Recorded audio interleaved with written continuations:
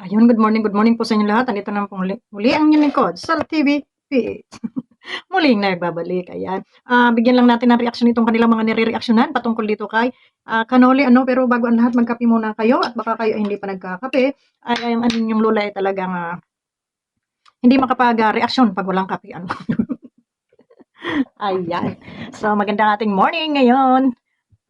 Bagamat ang ating panahon ay hindi maganda, at least, ano na lang, ano na lang natin, ano, pagandahin na lang natin ang ating umaga sa ating chikahan. So ano na naman itong ginawa nito ni Kanoli, no? At nagkakaingay na naman ang mga bubuwit, ang ating mga kasamahang reaktor, no? Pero bago ang lahat, shout out muna sa aking mga kasamahan dyan sa Strikers. So ayan. So ayun, at pakinggan muna natin itong ginawa ni Kanoli bago tayo magbigay ng reaction kasi hindi ko pa ito napakinggan, ano? Pero nakikita ko sa kanila mga thumbnail na siya yung topic, no? So pakinggan nga natin ano ang pinagwawala ng ating mga kasamahan. At mukhang nireaksyonan base doon sa thumbnail na nakita ko ngayon kay Kuya Bobby ay nireaksyonan daw ito di umano ni Sangkay. May payo daw si Sangkay. Uy, ano to, kaplastikan, Sangkay? Sige, tuloy na natin. Buti na nga lang talaga kay Dodong Ruel walang Buti na nga lang talaga kay Dodong Ruel walang mga reactors at tahimik. Dapat talaga ganun, ano? Tingnan niyo po yung ibang mga charity vlogger diyan, di ba? Payapa sila na nagcha-charity. At ang nakakabilib sa kanila, ano, humina man ang views, mahina man, pero diretso pa rin, ano? Dire-diretso pa rin ang kanilang pagcha-charity. Ito talaga yung tunay na nagcha-charity, hindi yung pakita ang tao lang. Kasi yung iba, pag nagcha-charity at humina ng views, ay hindi na makapag-charity. Okay.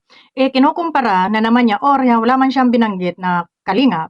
Ang sabi niya dito ay believe siya dito kay Dudong Ruel dahil kahit walang views ay nagcha-charity. Ito yung tunay na nagcha-charity at hindi pakitang tao lamang, sabi niya dito. So ngayon Kanuli, oy hikain. Alam mo yung bunganga mo, real talk lang to, parang puwit ng manok. Manang-mana ka doon sa iyong asong ulol na si Kapitana ang bunganga, no? Na hindi makakali ang mga bunganga ninyo hanggat hindi kayo nakakapasaring dito sa loob ng community na ito. So bakit kaya hindi mo na lang ipokus yung pagmumukha mo doon kay Ruel of Malalag, ha? O dito sa kabilang kampo na ito kung sino man ang gusto mong suportahan. At bakit kailangan mo pang ihambing si Juan doon kay Pedro, ha? Magkakaiba, ha?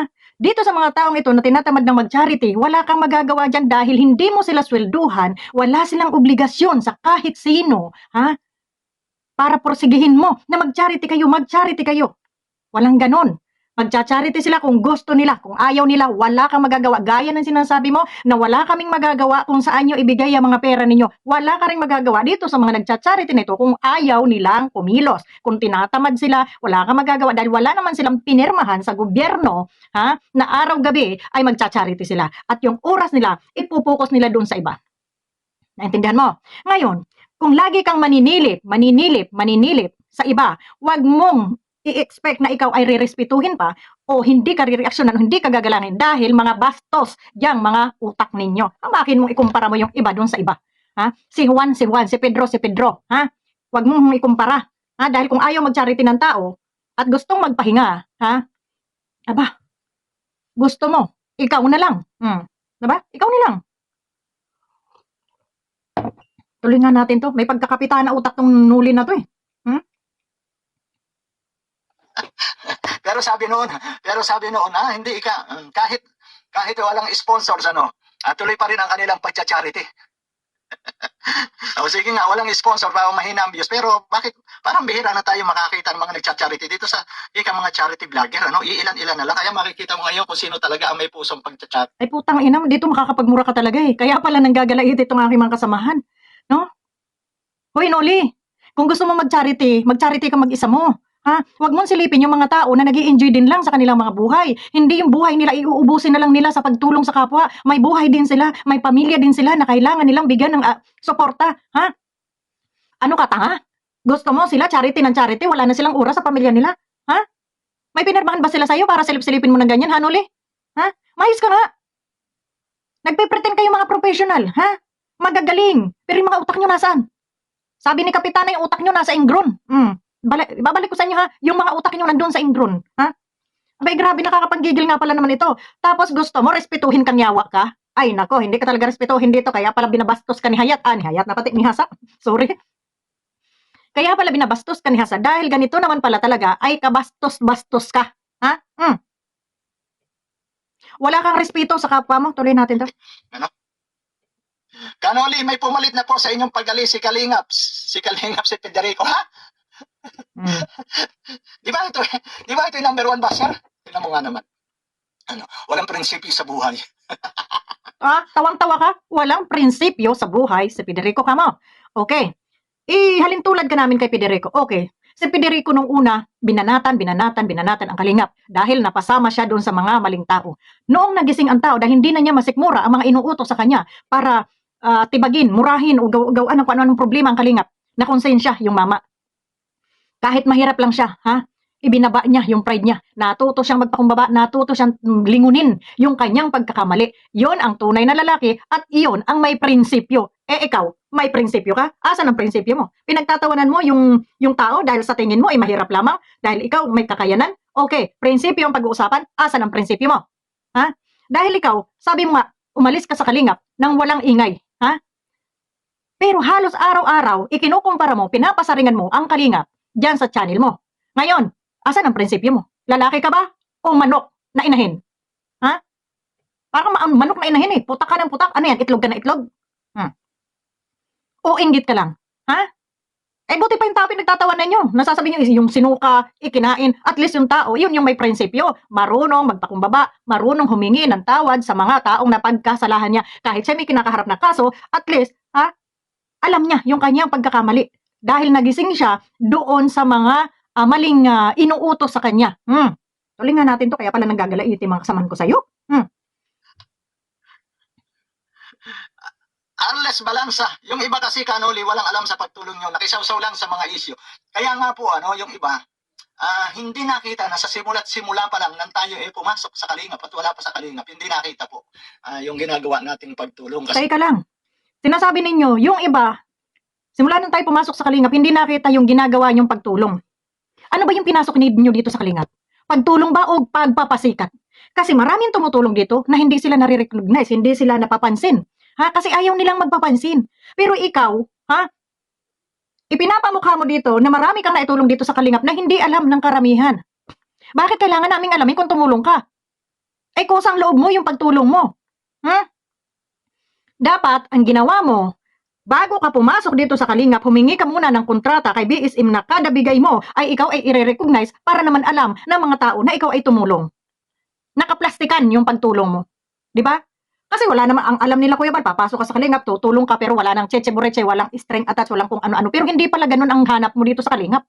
Gusto mo pala sumikat. Di ba? So asan yung prinsipyo mo dyan? Asan yung dignidad mo dyan? Kung mo ba kay nakatulong ka, kailangan ka ng luhod-luhuran? Ay kapal ng pagmumukha mo. Ako na magsasabi, kapal ng pagmumukha mo. Di ba? Di ka nahiya. Tuloy. karamihan na hindi naman nakatutok doon sa mga kabutihan o yung ginagawang mga pagtulong, pagcha-charity kundi sa issue nakatutok. Ang dami niya. Pati mga mga reactors kasi kung nakikita nila yan, dapat hindi ganun sila magsalita laban sa atin yung mga pagtulong. Meron naman naiinggit sa ginagawa natin na pagtulong kaya Alam nyo, Pag mo sisihin ang mga reaktor, Kanoli. Dahil ang mga reaktor, andyan lang yan. Nakamasid lang yan. Kung kabutihan ang ginawa mo, gaya ng pagtulong mo na yan, ikaw ay tahimik na tumutulong sa kanila. Walang problema, hindi ka sisitahin, wala kang maririnig. At kung marinig mo ng pangalan mo, na iba yung nag-build up sa pangalan mo, ay si Kanoli ang nag-sponsor dyan. Si Kanoli ang nagpatayo niyan, tahimik lang yung tao na at least pasasalamatan ka pa. Pero dito sa ginagawa mo, na gusto mong sumikat, inaangat mo lagi ang bangko mo na ikaw ay magaling, ikaw ay mabuting tao dahil ikaw ay tumutulong. Hindi ka mabuting tao. Ako na nagsasabi. Dahil doon sa pagtulong mo, gusto mo lagi may kapalit. Anong kapalit? Kasikatan. Gusto mo lagi kang i-recognize na ikaw na yung pinakamagaling, ikaw na yung pinakang malaki ang VIP kuno. Kakagigil ka. Hindi nila magawa at sila yung reactor lang na kumikita habang lalo na yung napapagsalitaan natin na ay siyempre reactor lang na kumikita. Putargis ka, ikaw anong kinikita, anong ginagawa mo diyan? Di ba reactor ka rin? Kumikita ka rin? Bukod dong sa pamimingwit mo, kumikita ka dito. Bukod dong sa pagbigay-bigay mo ng tulong kuno, kumikita ka dito. Kaya wag mong ipamukha sa amin yung sinasabi mong kita. Hindi ba kumikita ka rin dito? Sa iyong pagkontent, paghalimbawa, paghambing sa kung kani-kanino dito sa Kalingap? Tapos sasabihin mo, tahimik ka? Asan ang tahimik dyan? Para kayo mga asong ulol, ngaw-ngaw kayo na ngaw-ngaw. Ah, alangan medyo pag napasaringan ay nako, galit na galit ka agad. Oh, Kaya ayun, nga sabi mo, Ma'am Arles, pag napasaringan. So, ibig sabihin talaga, intention mo itong pagpapasaring mo. Di ba? Kapal naman ang mukha mo, ha, Noli? Kaya pala hindi ka nire-respeto, hindi ka talaga dapat respetuhin kasi bastos ka rin. Bastos ka, Noli. Ako na nagsasabi. Paano ba patayin to? Ha? Grabe ka. Lagi mo ikinukumpara. Oh, ngayon, nagsalita ka ngayon dahil sila Kuya Bal ay naandoon sa Vietnam at nag-i-enjoy. Ini-enjoy nila yung kanilang buhay. Ha? Wala na ba silang karapatan? Magsaya sa kanilang buhay. Wala na ba silang karapatan na tumigil? Ha? Total, kung ako nga kay Kuya Bal, enjoy ko na lang talaga yung buhay ko. Ititigil ko na yung pagcha-charity ko. Pero hindi nila pwedeng ano yun dahil iyon ay nakasanayan na nila. Gagawin at gagawin nila yun. Pero hindi na siguro talaga kagaya nung talagang noon na puspusan. Ano? Ngayon, nagcha-charity pa rin sila, pero hindi na nila kailangan ipaalam pa sa'yo, no? At kailangan mo silang bantay-bantayan at ihalin tulad dyan sa mga hinahangaan mo. Doon ka magkomento, doon ka magreaksyon sa mga pinupuri-puri ninyo kayong dalawa ni Kapitana dahil makapal ang mga pagmumukha nyo, doon kayo magreaksyon sa mga pinupuri-puri ninyo, ha? Dahil habang ikaw ay nagngangaw-ngaw dyan, ha, Noli? Ha? Habang ikaw ay nagngangaw-ngaw dyan, ha? Makakarinig ka rin ng hindi magandang mga salita. At pag ikaw ay nakarinig ng hindi magandang salita, huwag kang manakot na durod-demanda, ha? Ang kakapal ng mga mukha nyo, gusto nyo, kayo lang, pag kayo binalikan, demanda kayo? Ha? Ang kakapal ng mukha nyo. Ako na nagsasabi, ha? Ako na nagsasabi, makapal ang mga mukha nyo. Ha? Unang-una, walang pinirmahan ang bawat isang reactor o charity vlogger na habang buhay sila, magcha-charity. Ha? Kahit wala na silang i-charity, magcha-charity sila. Hindi ganun. Ha? Huwag kang tutsong-atsonga dyan, isa ka pa. Makakapanggigil pa lang nga talaga kayo. O ngayon, nakikita nyo, nag-enjoy sila, mamatay kayo sa inggit, ha? Ikumpara mo pa, kanino pa ikukumpara, ha? Kay Pugong Biyahero? Kay Tekram? Doon kayo magreaksyon. Bakit hindi kayo doon magreaksyon? Ha? Bakit dito kayo sa Kalingap nakabantay? Akala ko ba lumayas ka dito sa Kalingap? Ha? Iyon ang i-ano nyo, iyon ang i-promote ninyo. Dahil iyon ang mababait, iyon ang tunay na nagcha-charity, mga buwakang kayo ng ina nyo. Ha? Diba? Doon kayo. Wag dito sa Kalingap. Dito sa Kalingap, wala ditong pilitan. Mag-charity sila sa hindi, nasa kanila yun. Ha? So yun lang, maraming salamat. God bless and bye-bye. Hinay-blind nyo na naman ako.